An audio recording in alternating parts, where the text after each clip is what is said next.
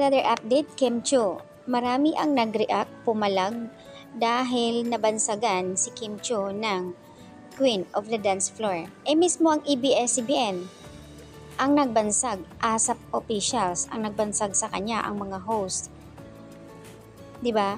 At ayon pa dito sa username as A to Z, I think GMA din, ABS-CBN to, sila yung kapanahunan pa no na hawak nila itong mga artista na hindi na active ngayon dahil syempre nag-aasawa na nga. Na ayon sa kanyang caption, tapos kung sino-sino lang tatawagin yung Queen of the Dance Floor, mga walang respeto kay na Maha Salvador and Shaina Magdayaw. Sa totoo lang kasi noon kapanahonan talaga sila, yan kasama si Yasi Pressman. Pero hindi na sila active ngayon, nasaan sila? Si Kim Chiu na natili pa rin sa ASAP. Na ilang years na kahit na anong mangyayari, andyan pa rin si Kim. Kaya nga binansagan siya ng taga-ASAP official.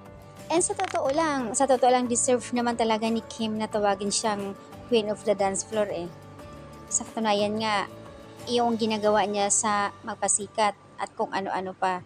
'Di ba? Napakatindi. Siguro nga dahil nga hawak siguro nito ang mga dancers noon kapanahonan no active pa sila, kaya siguro ganoon na lang sila mag-react. Ano naman masama kung tawagin ng mga Kim Pao fans na Queen of the Dance Floor? Isa pa, yung word na yan, yung caption na yan is galing mismo sa ASAP. Nakikita kasi nila lumipas na yung panahon na sila yung Queen of the Dance Floor. Active sila noon sa showbiz. Nasaan sila ngayon? Sino yung mas active? Kaya si Kim Chiu, di ba?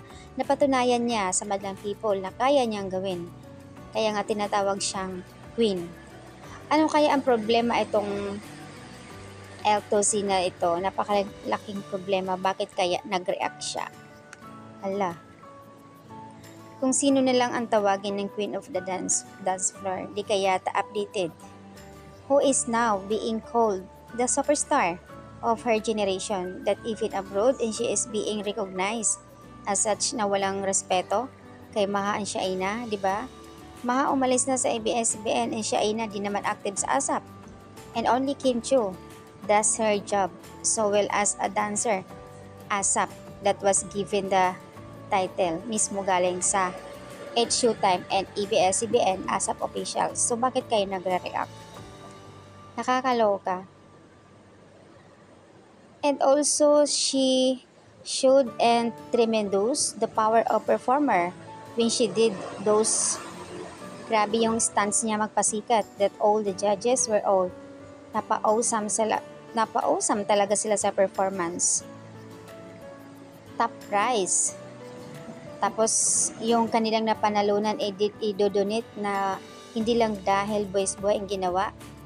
I think di ko pa nakita si Shaina and Maha na ginawa ni Kim Chiu. So, ayan guys. So, funny lang talaga yung mga nagre-react. Ako, napakapait naman talaga, oo. So, ayan, ang update dito guys. Naluluka lang ako doon sa nagre-react na hindi siguro updated.